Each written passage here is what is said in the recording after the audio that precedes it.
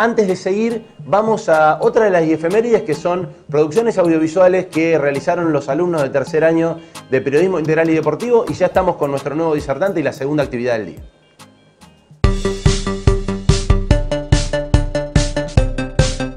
Buenas tardes y bienvenidos a Efemérides. El 29 de octubre, así como el 20 de febrero y el 8 de agosto, se celebra en nuestro país el Día del Gato.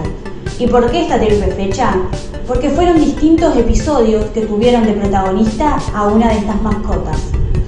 Es así como el 20 de febrero se recuerda a Sox, uno de los gatos más famosos por ser conocido por ser el gato del expresidente de Estados Unidos, Bill Clinton, que vivió en la Casa Blanca entre 1993 y 2009. Por otra parte, el 8 de agosto fue el día determinado por el Fondo Internacional para el Bienestar Animal, y esta fecha coincide con la época de mayor fertilidad de este animal en el hemisferio norte. Por último, el 29 de octubre fue propuesta por la experta en el estilo de vida de estas mascotas, Colin Page, para generar reflexión sobre los gatos callejeros.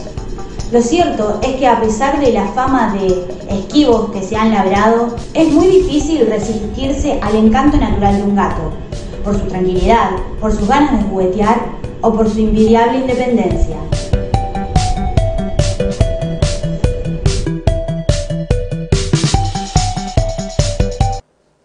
Bueno, esa fue la tercer y efeméride del día, como les decía, producto del trabajo de los alumnos de tercer año de Periodismo Integral y Deportivo. Antes de comenzar con esta nueva charla, con esta nueva entrevista, les quería recordar e ir adelantando ya para mañana. Recuerden seguirnos en las redes, porque ahí se van a enterar de todas las noticias, de información. Hoy se puso en marcha un sorteo de una de las donaciones de nuestro disertante de ayer, Adrián Galdelmi, creador de Terrorismo Gráfico, una producción gráfica por excelencia desde hace muchísimos años. Y bueno, uno de sus productos de lo mejor, digamos, lo mejor logrado que han tenido a través de toda su trayectoria, lo puso en una de sus charlas, lo puso a disposición de la organización para que podamos hacer un sorteo. Así que ya vi que estaban participando muchísima gente, no dejan de participar. Síganos en las redes, síganos en nuestro sitio web, en donde está toda la información y donde van a encontrar, les recuerdo, la galería de trabajos de diseño gráfico y visual, de la carrera de diseño gráfico y visual. Van a encontrar también trabajos de la carrera de desarrollo de software, en donde van a ver algunos proyectos, en realidad una síntesis, una previa de los proyectos que se van a presentar mañana, en el día de mañana, en la segunda actividad del día. Mañana, ya les voy adelantando, tenemos varios proyectos, mucha participación de alumnos y con sus trabajos con sus respectivos docentes de las diferentes asignaturas, de las diferentes carreras terciarias del instituto. En un primer lugar, la presentación de proyectos de transmedia por parte de los alumnos de diseño digital. Dos proyectos de transmedia se presentan mañana, denominados: uno, Utopía Cine, y después la presentación de Paseando el Perro. Los dos proyectos desarrollados por los alumnos de la carrera de diseño digital. Y después, proyectos de alumnos de la carrera de desarrollo de software. Como les decía, lo pueden ver el anticipo o la síntesis, la base de lo que son los proyectos, mañana obviamente presentados con mucho más detalle. Tres proyectos, uno relacionado todo con aplicaciones móviles, ¿sí? Uno relacionado con las bicicletas, las bicisendas, recorridos, bicicleteros, toda la información para un medio de transporte saludable como son las bicicletas, muy en boga en época de pandemia. También tenemos una aplicación con el desarrollo de detección de basurales. ¿Dónde están los basurales en la ciudad de Santa Fe? Y la posibilidad de hacer denuncias para que esos basurales sean erradicados. Muy interesante. Y en tercer lugar, una aplicación destinada a brindar servicios para el hogar con sus respectivas calificaciones hacia quienes brindan esos servicios y tener mucha información para nuestros hogares, para el mantenimiento de nuestros hogares o todo lo que podamos llegar a necesitar para nuestra casa. Vamos a terminar después con otra presentación de alumnos, en ese caso con los alumnas de la carrera de producción, diseño y producción de indumentaria, que es una previa al desfile, al gran desfile, que todos los años lo hacemos de manera presencial, pero este año va a ser de manera virtual, una gran nueva experiencia que vamos a tener el día viernes 20 de noviembre. Sobre el desfile, obviamente, van a ir viendo toda la evolución y todas las noticias en las próximas semanas en nuestras redes sociales. Ahora sí, vamos a presentar a nuestro próximo disertante, que es el licenciado Juan Manuel Cosi, que es licenciado en Ciencias Políticas de la Universidad Nacional de Rosario. Posee diploma de posgrado en Opinión Pública y Medios de Comunicación de Flaxo y un máster en Gestión de la Comunicación en las Organizaciones, realizado en la Universidad Austral. Fue consultor e investigador en la Organización de Estados Iberoamericanos, OEI. Dirige el Centro Regional Santa Fe de la Universidad de Concepción del Uruguay y es el director de la especialización en Comunicación Corporativa e Institucional en la misma universidad. Es el rector del Instituto de Estudios Superiores de Santa Fe. Investiga y trabaja en proyectos sobre comunicación política de crisis y de riesgo. Sus investigaciones lo llevaron a publicar el libro La ubicuidad del riesgo, gestión de la comunicación en contexto de catástrofes, con la editorial UPU. Y nuevamente le damos la bienvenida a Liama Juan, que va a entrevistar a Juan Manuel. Juan Manuel, muy bienvenido y gracias por participar en esta segunda edición de IES Week. Muy bien, Luis, muchas gracias. Buenas tardes. Hola, Juan, ¿cómo estás? Hola, Lía, ¿cómo estás vos? Bien, muy bien. Gracias también por la invitación. Ya cambié el chip, salí del periodismo deportivo y ahora vamos a hablar un poco de comunicación, de gestión de riesgo. Acá tengo tu libro, vamos a hablar un poco sobre esto. Y decíamos, con Ezequiel, hablamos un poco de la necesidad de esta formación integral de los periodistas, por más que elijan una especialidad, cualquiera sea ella, digamos. Y la comunicación de riesgos es clave, me parece, porque siempre estamos sujetos a tener que comunicar bajo esas condiciones.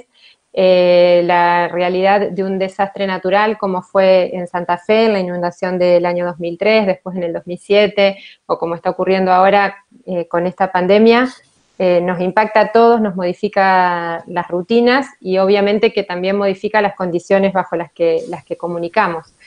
Por eso me parece muy importante que hablemos de esto, es un tópico que me gusta mucho. Y bueno, y los comunicadores nos tenemos que capacitar en cómo gestionar la comunicación en un contexto de catástrofe o en la vida cotidiana, estar preparados para que esto suceda, porque creo que bueno, lo que digamos y hagamos va a poder ayudar a las comunidades o complicarlas aún más de lo que la situación determina. Así que, bueno, quería ver un poquito, primero decir que el título de tu libro fue casi como una premonición para lo que se vino este año, que el riesgo, digamos, puede estar presente en todas partes al mismo tiempo. Es justamente lo que estamos viviendo con esta pandemia en este 2020. Sí, sí, efectivamente. Mirá, el título del libro surgió a partir de eso. Después de leer a varios autores, ver lo que estaba pasando en el mundo en relación con diferentes problemáticas, con diferentes desastres, catástrofes, uno se pone a pensar y considera que estamos inmersos en un presente donde asistimos a un sinnúmero de expresiones y fenómenos del riesgo, y que están asociados a un proceso de universalización del peligro, sobre todo en las sociedades actuales.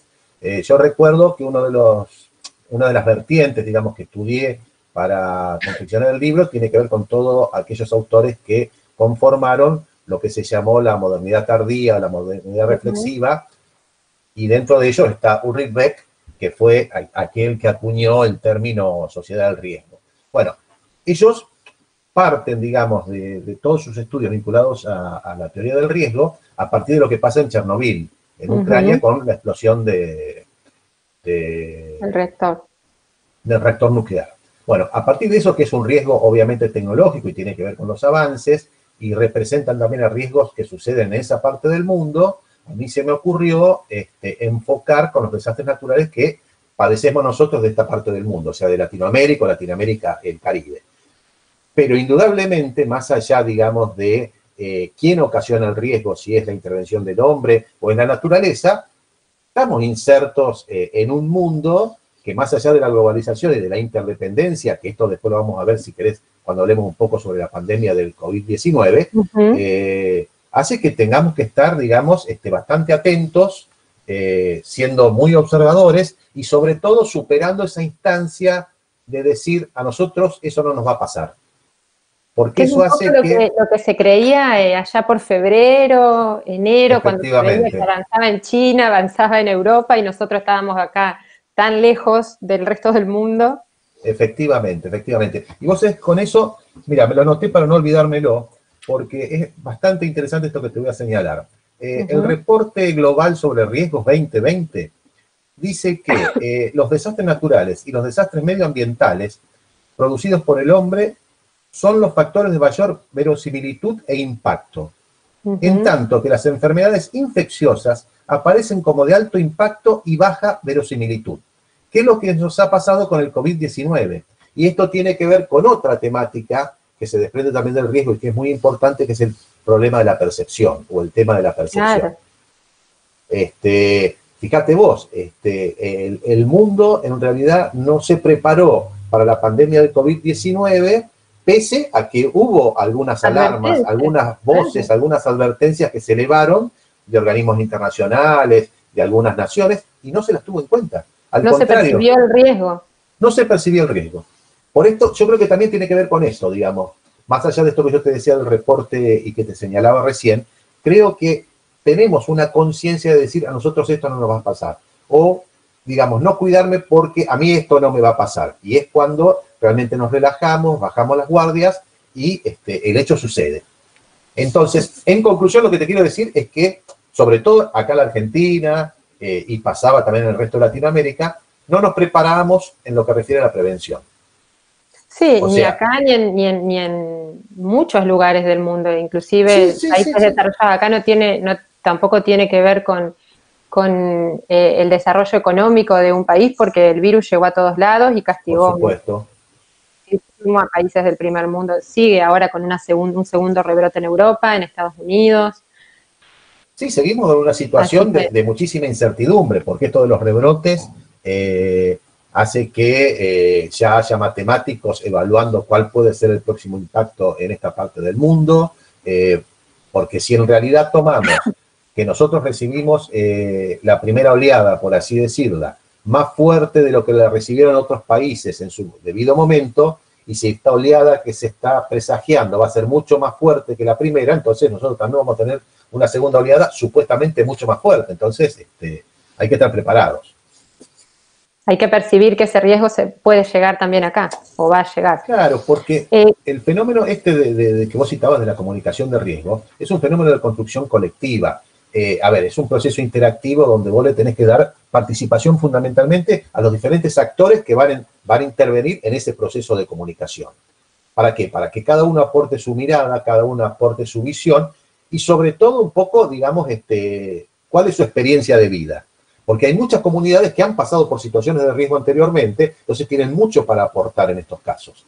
Bueno, en ese ida y vuelta, donde vos vas generando esta forma de comunicación comunitaria, que es la comunicación de riesgo, también vas desarrollando a través de una construcción social lo que es el fenómeno de la percepción, donde vos también vas tomando, digamos, aquellos requerimientos y aquellas apreciaciones y sensaciones que van teniendo las diferentes comunidades que pueden llegar a ser o no atacadas o amenazadas o en una situación de peligro con respecto a un determinado desastre, como pasó en la ciudad de Santa Fe, que vos lo citabas en su momento, en la inundación del 2003, después tuvimos la inundación del 2007, el otro caso que estudio, que es el caso de la ciudad de La Plata en el año 2013, que también son situaciones de inundaciones, pero en el resto de América Latina y del Caribe tenemos un sinnúmero de sucesos y catástrofes naturales que van desde terremotos, tsunamis, tormentas, sequías. Los hechos suceden y quienes están a cargo de los gobiernos, digamos, tienen que saber gestionar ese riesgo, intentar tener una percepción de los posibles riesgos, pero ¿qué rol juega la comunicación en ese proceso? ¿Por qué la comunicación es una aliada tan importante de este proceso? Bueno, a ver, eso es lo que se está intentando lograr, porque en realidad al momento de hablar de la gestión de riesgo no se tenía en cuenta mucho la dimensión comunicativa. Y es fundamental. ¿Por qué? Porque la dimensión comunicativa, en este caso, tiene también una dimensión pedagógica, que es enseñar al otro a cómo actuar ante un determinado suceso, no entrar en pánico y saber, digamos, cómo conducirse. Hay todo un juego de roles a desarrollar. Y en eso la comunicación tiene un papel importantísimo como fenómeno de comunicación pública. Y ni hablar si esto lo trasladamos a la comunicación de gobierno, donde cada gobierno tiene que tener, digamos, una comunicación de riesgo, porque esto es lo que ha pasado ahora con la pandemia del COVID-19. Fue necesario implementar una comunicación de riesgo, fundamentalmente ¿para qué? Para aportar certidumbre en un escenario de incertidumbre. Entonces vos tenés que tener toda una serie de protocolos, toda una serie de técnicas, por así decirlo, y procesos para llevar adelante esa comunicación que es tan especial, porque vos a través, por ejemplo, de la comunicación de riesgo, ¿qué es lo que apuntás? A modificar hábitos. En este caso del COVID-19, ¿qué teníamos que lograr?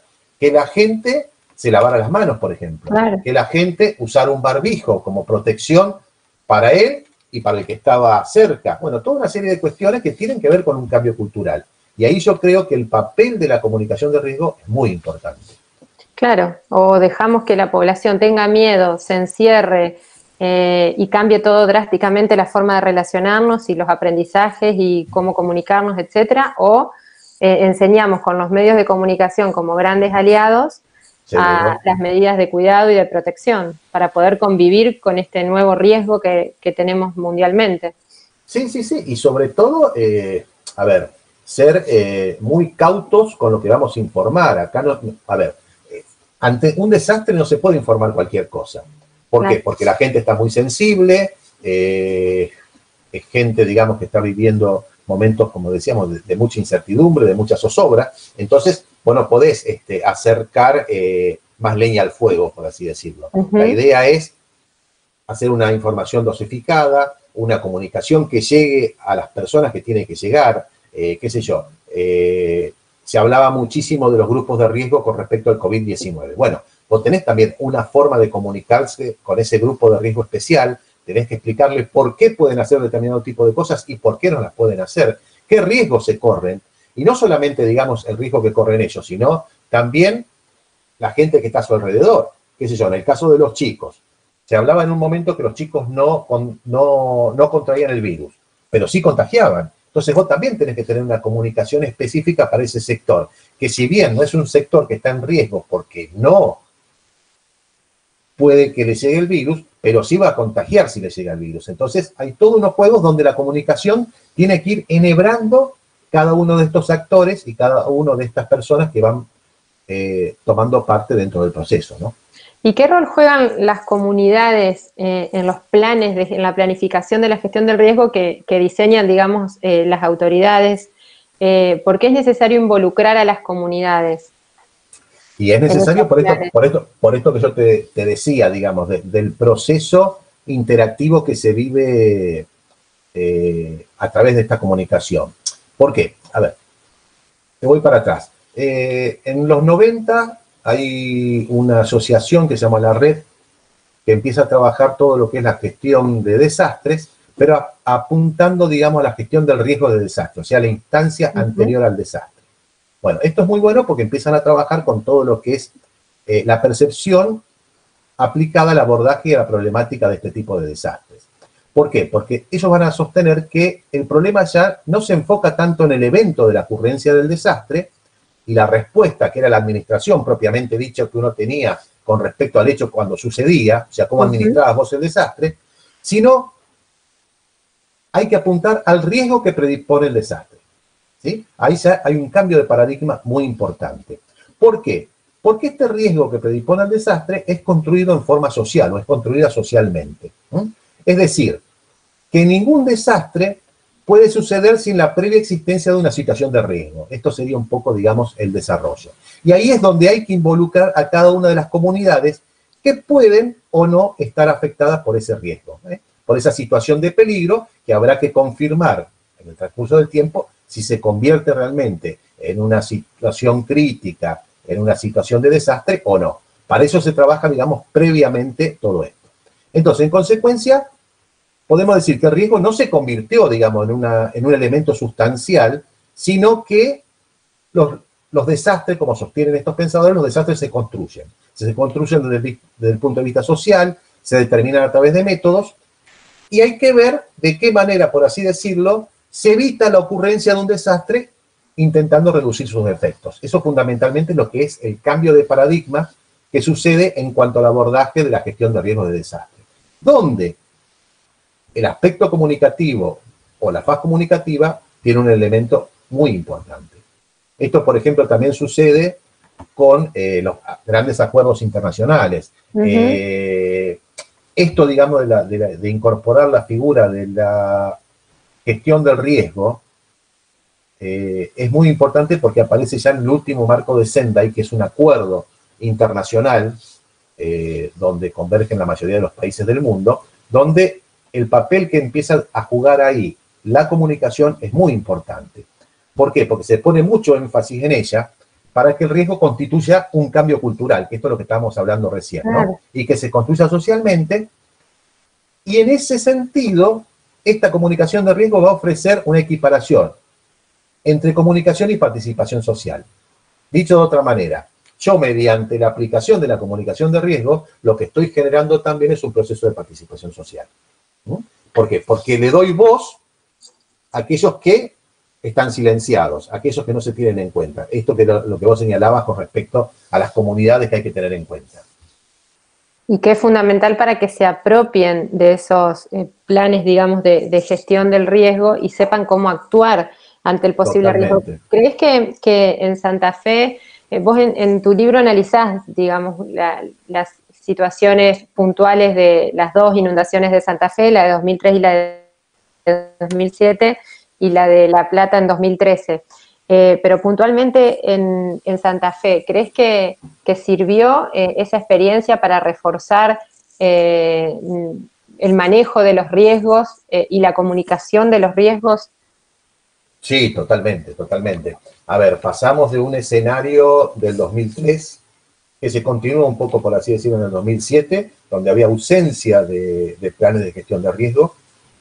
Era un tema que no había perforado las agendas de los gobiernos y el cambio de gestión a partir del 2008 es como que lo toma propio, lo pone en agenda, empieza a pensar, digamos, de aquello que tiene que ver con la gestión del riesgo, se empieza a pensar en la resiliencia, digamos, que es la capacidad de volver a ponerse de pie después de haber vivido una situación traumática o desastrosa, cómo preparar a las ciudades para enfrentar las catástrofes, cómo preparar a la población. Bueno, todo esto que se fue generando a partir del 2008 para esta parte, antes del 2008 no existía.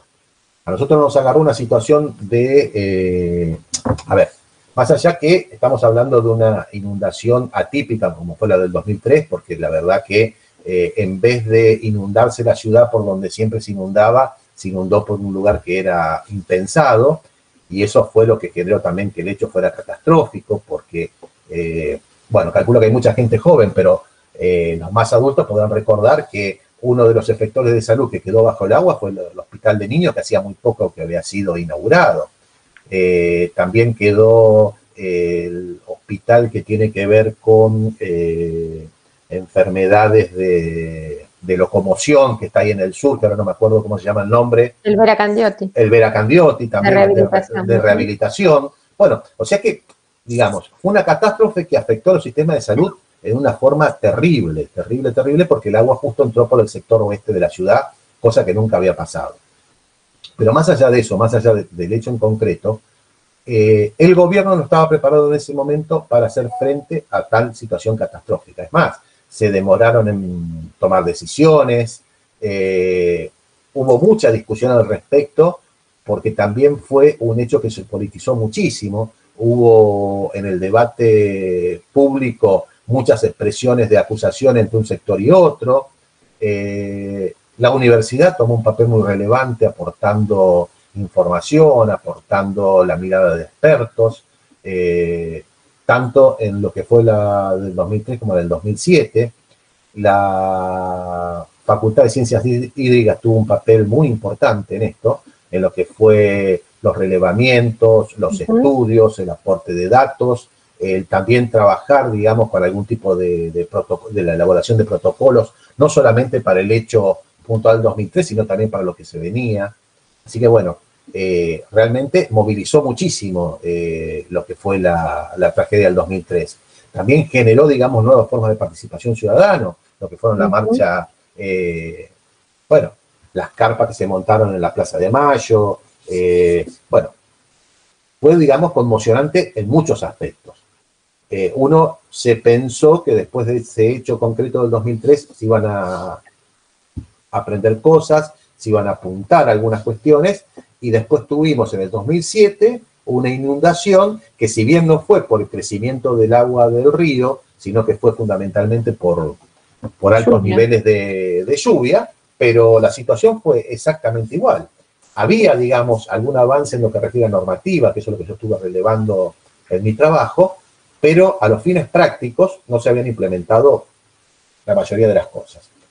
Hasta llegar a lo que fue el escenario posterior a todo esto, donde, bueno, ahí ya, digamos, los actores políticos empezaban a tomar conciencia de la necesidad de contar con planes de gestión de riesgos de desastres, de incorporar la comunicación como un elemento fundamental a estos planes de gestión de riesgos, etcétera, etcétera, etcétera, hasta llegar al escenario que tenemos hoy en día, donde tanto hablar de comunicación de riesgo como de planes de gestión de riesgos de desastres no es una cuestión tan extraordinaria como era hace 20 años atrás, digamos. Y de hecho el municipio tiene su dirección, su Secretaría de Gestión del Riesgo, y un poco se plasma en esto de que todos los planes, digamos, transversalmente involucran a las áreas municipales para prevenir el riesgo, los asentamientos irregulares, no en zonas inundables, el tipo de construcción, en qué lugar. El manejo de los residuos, por ejemplo. Claro, la limpieza periódica de los desagües. Claro. Sí, sobre todo esa fue una gran pregunta una vez que las aguas se dieron después de la inundación del 2003, ¿qué hacer con la basura que había quedado?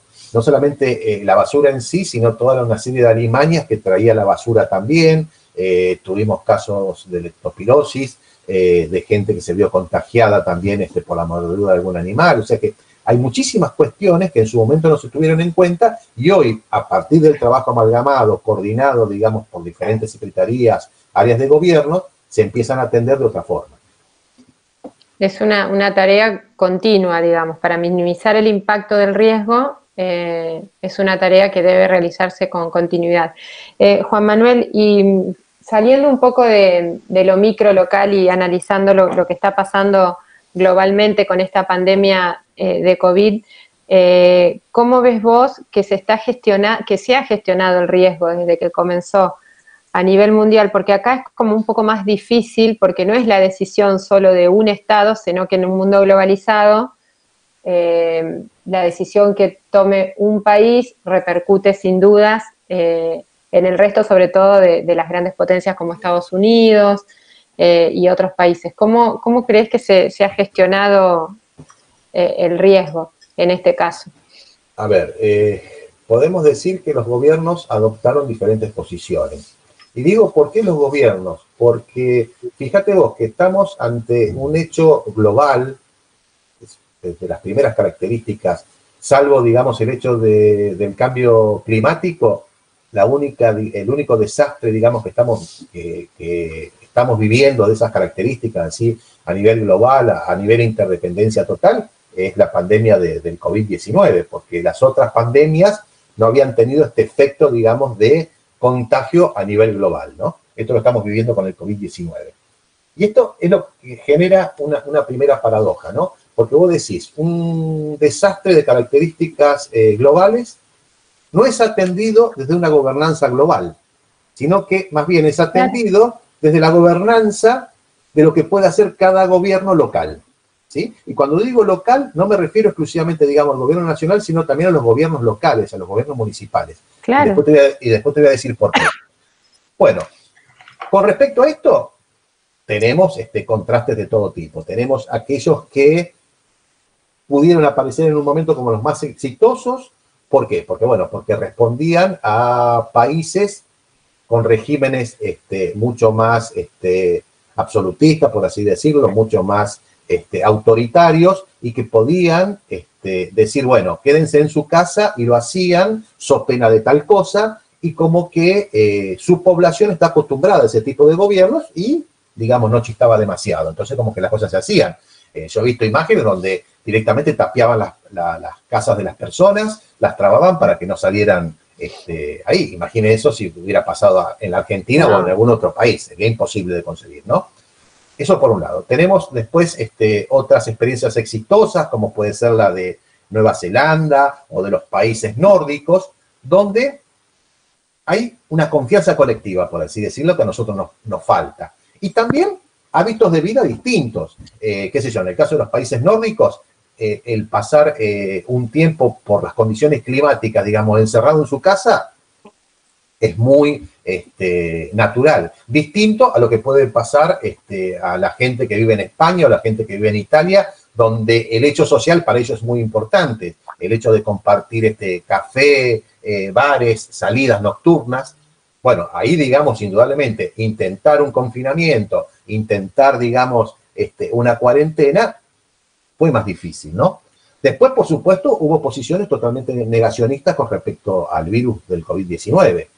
Caso de Reino Unido, el caso de Brasil como más cercano, el caso de Estados Unidos, que también, digamos, eso hizo que se demorara en la atención de la pandemia del COVID-19, con sistemas de salud que en la mayoría de los casos estaban bastante desguarnecidos por políticas implementadas donde un poco la mirada estuvo más a fortalecer en su momento, por cuestiones económicas, a los sistemas de salud privados, en desmedro de los sistemas de salud públicos. Bueno, esto también se está pagando al día de hoy, ¿no? Esta es un poco una crítica que se puede hacer al neoliberalismo y que hace que el Estado vuelva a tener una cierta preponderancia en lo que refiere a servicios esenciales, como es el caso del servicio de la salud pública, ¿no?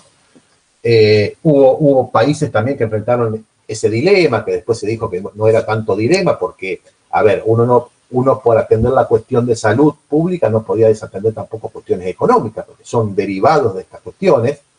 Y, por supuesto, los países con mayor grado de desigualdad social fueron los que lo están sufriendo mucho más. Nuestro país, muchos países de América Latina, porque, ¿qué pasó? Hizo que algunas medidas fueran impracticables, porque ¿cómo vos hacés para que la gente se quede confinada en su casa si no tiene servicios básicos y no tiene sus necesidades básicas cubiertas, sino que la tiene insatisfecha, tiene que salir a trabajar, no se puede quedar en su casa porque está hacinado, no tiene elementos mínimos que puede tener cualquier otro? Entonces, como que la situación se hacía cada vez más difícil. Y eso llevó también a un sistema de hartazgo. Entonces, así como en su momento algunos gobiernos plantearon este dilema de ocuparme de la cuestión de salud, ocuparme de la cuestión económica, hoy yo creo que hay otro dilema que es también mucho más importante y se desprende de esto, que es decir, bueno, ¿cómo administro la incertidumbre en una sociedad que exige certezas y cómo convoco yo a la acción de toda esa comunidad cuando la comunidad ya está agotada y descree de todo esto?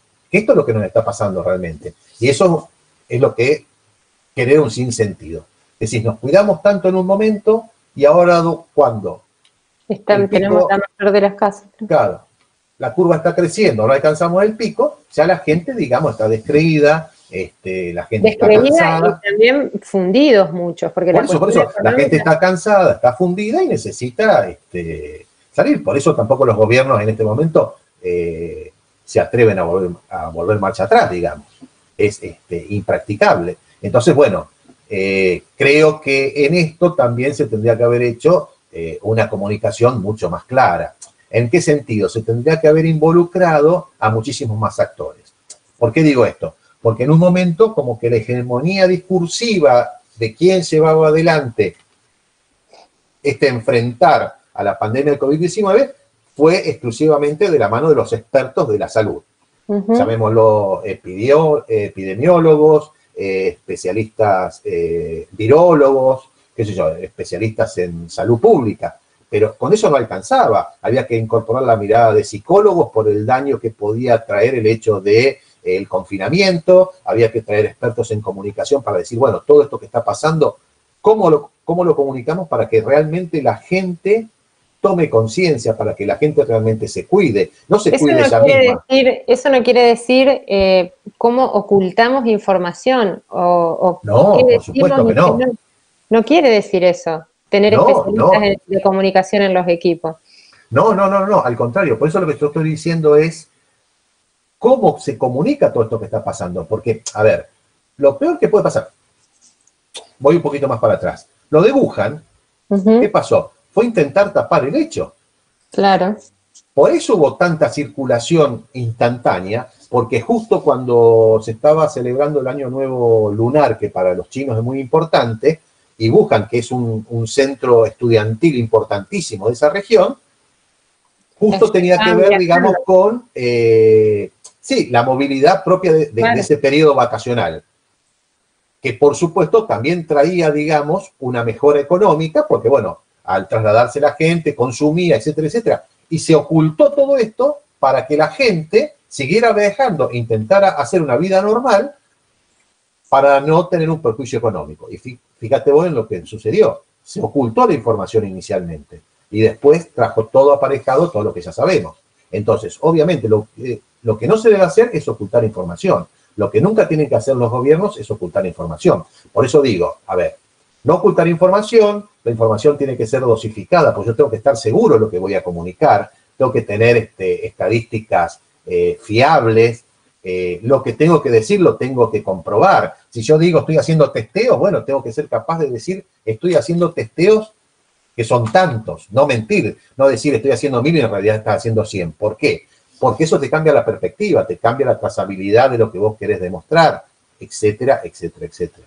¿Está? Otra cosa que también se ha comprobado que es muy importante, por lo que estoy viendo yo en lo que son los mapeos de riesgos y muchas de las cuestiones que se están implementando hoy también en lo que refiere a la atención de este tipo de pandemia del virus COVID-19, es el manejo de los datos. La Big Data también es una cuestión que está impactando o que va a impactar muchísimo también en lo que es los planes de la gestión de riesgo. Es un aspecto a tener mucha relevancia. Te permite, digamos, también anticipar los fenómenos. Sí, claro.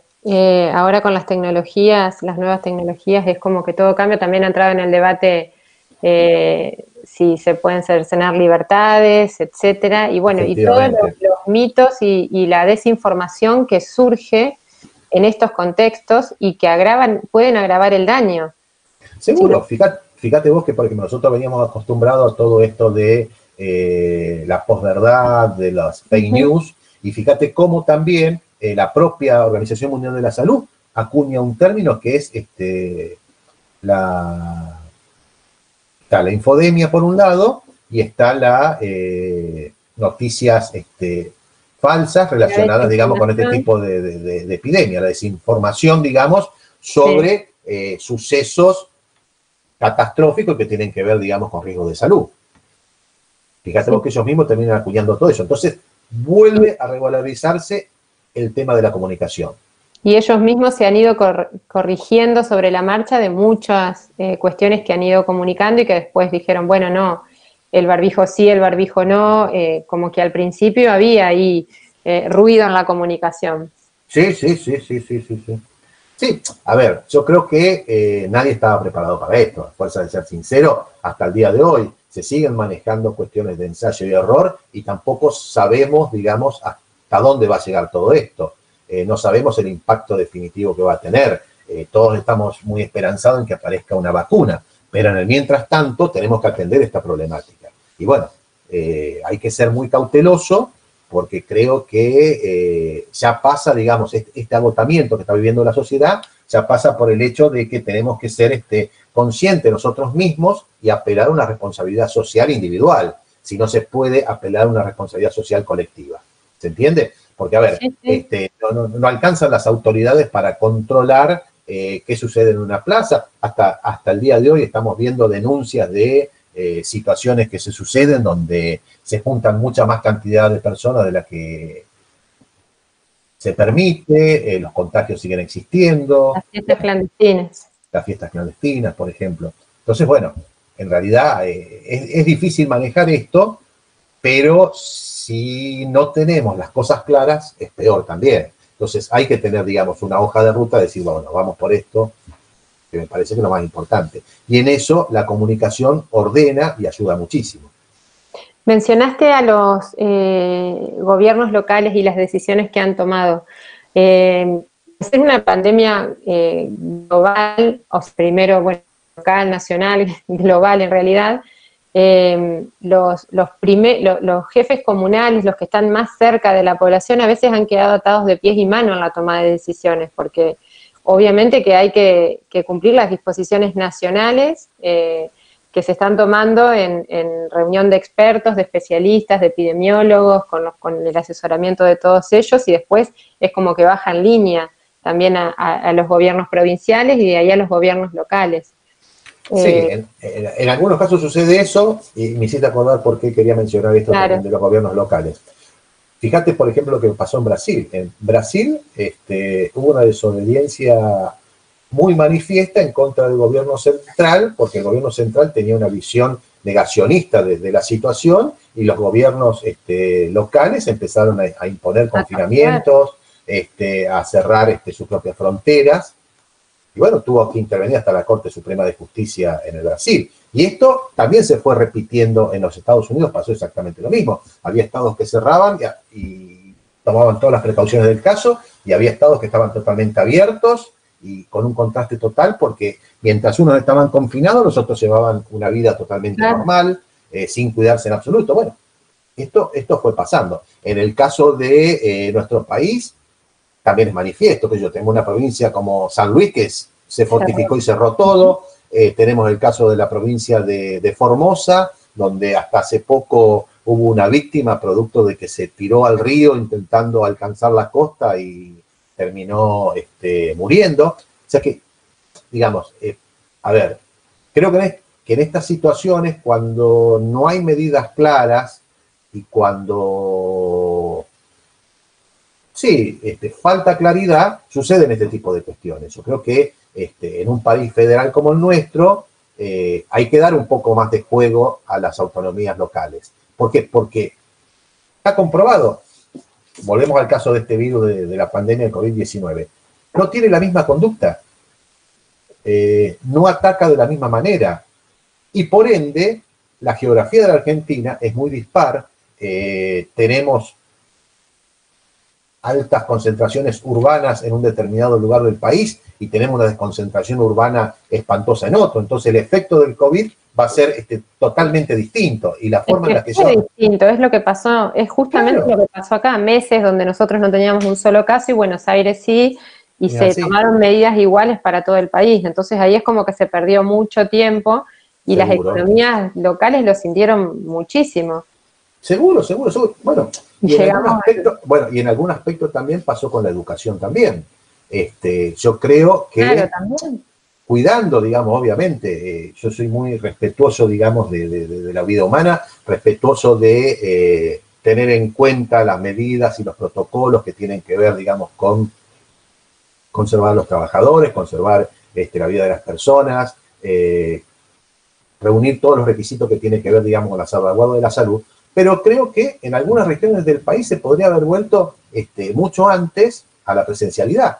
Por supuesto, a lo mejor se hubiera vuelto y después hubiera habido que cerrar y seguir, pero bueno, pero de esa misma experiencia se pueden sacar aciertos y errores que te permiten a vos estar mejor preparado para el futuro. A ver, este espejo que nosotros tuvimos con otros países del mundo, donde empezó a atacar el virus antes que nosotros, una vez que nos dimos cuenta que nos podía atacar a nosotros, dijimos, bueno, vamos a empezar a hacer determinado tipo de cuestiones. Bueno, esto mismo sirve como ejemplo para decir, bueno, esto que pasó en alguna localidad con respecto a la vuelta a clases presenciales, yo lo puedo utilizar también como un insumo para el día de mañana comportarme de una forma mejor y que me permita solucionar de alguna manera esas situaciones.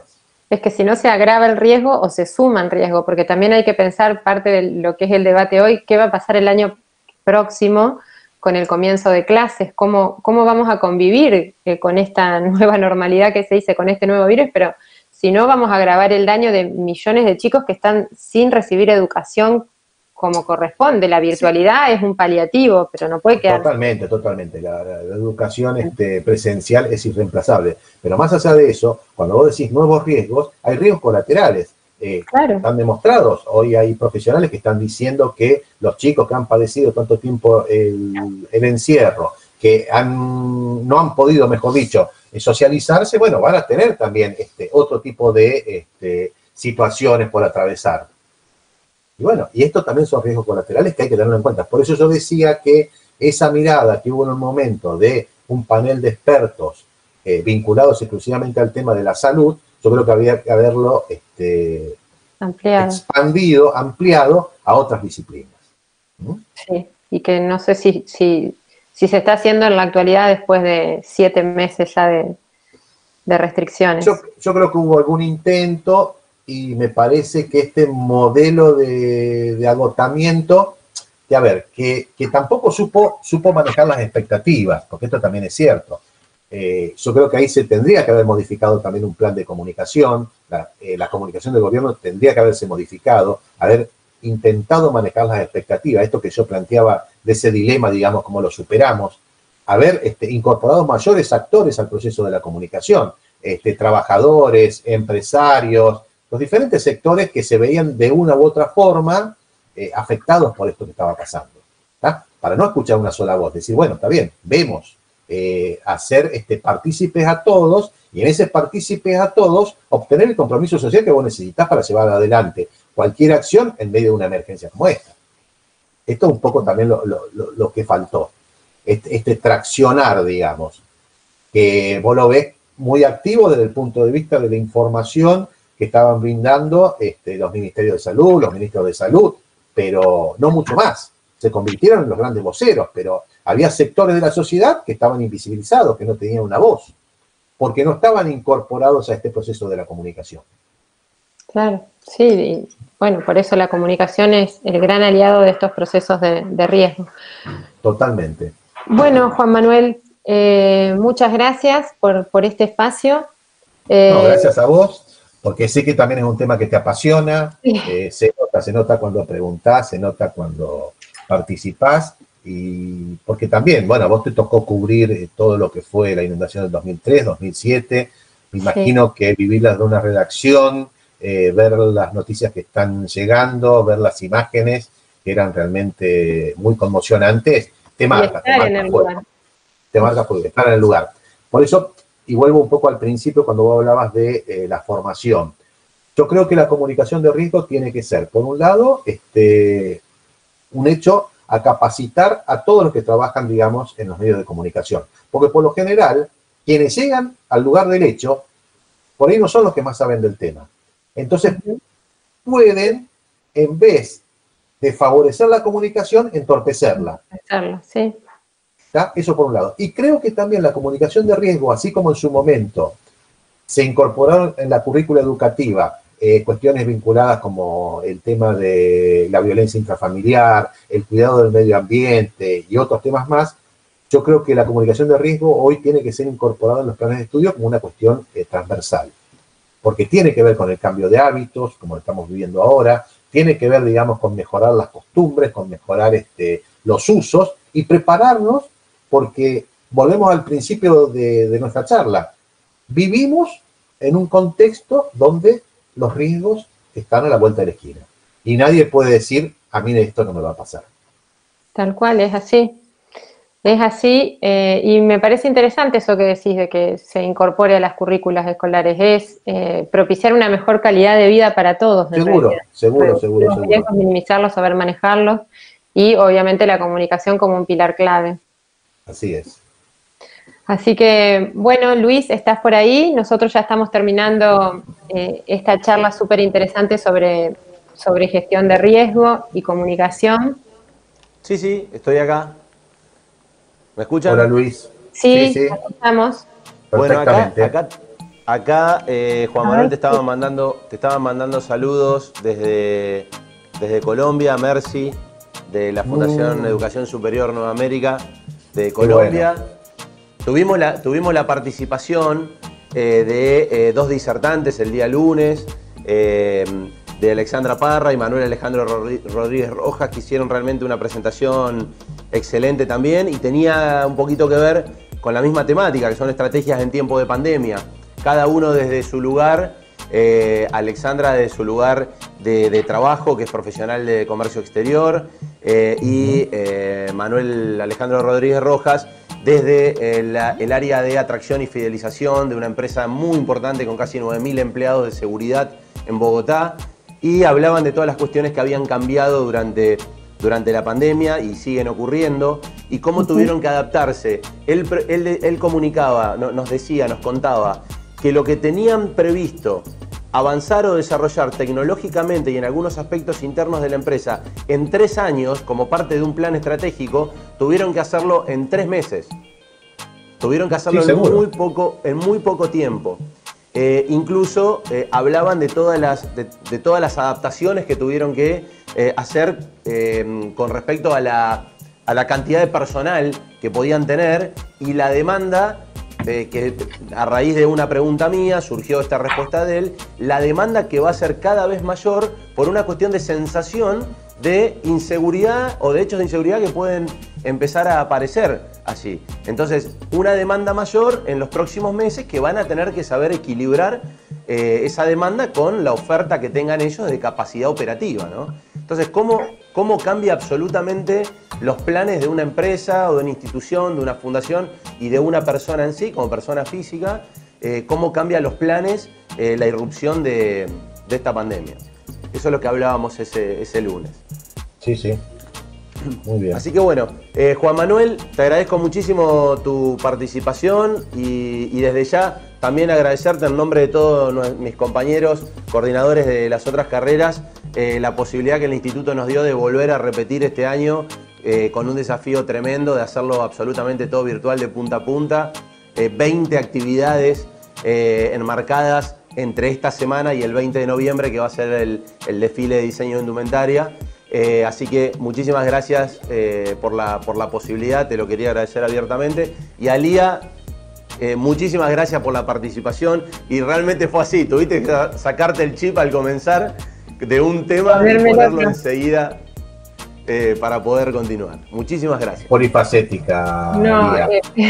Muchas gracias a vos y sé del esfuerzo que habrán hecho porque estuve en la institución organizando eventos y todo y sé del esfuerzo que tuviste que hacer vos, Lucila, Javier, Daniela, todos los coordinadores, el rector, el vice, para poder hacer esto virtual, que bueno, es lo que nos impone la pandemia ahora para poder encontrarnos y dialogar. Sí. Exactamente. Los felicito a todos por el evento. No, y el agradecido soy yo, Lucho, con vos y con todos los coordinadores, porque realmente, un poco como decía Lía, se han puesto todo este evento al hombro. Y bueno, como hablamos días pasados, estas situaciones también de tanta incertidumbre, crisis, etcétera, generan también oportunidades. Y creo que haber podido llevar adelante una semana como esta, con tantos eventos, con gente internacional, que quizás desde la presencialidad no lo hubiéramos podido sostener, también es una oportunidad para mejorar, para incorporar la tecnología, que es lo que viene, porque todos sabemos que vamos hacia sistemas híbridos de convivencia entre la presencialidad y la semipresencialidad, porque hay que también estar preparado para esto. Y bueno, esto también, digamos, así como aumentó brechas de desigualdades por otro lado, también precipitó los cambios, y eso es lo que tenemos que también estar preparados para llevar adelante. Así que el agradecido soy yo, porque sigue la institución teniendo vigencia, la institución sigue dando respuesta ante contextos adversos, así que bueno, muchísimas gracias a todos ustedes. Gracias, Bueno, Arias. muchas gracias. Por vos. Muchas gracias.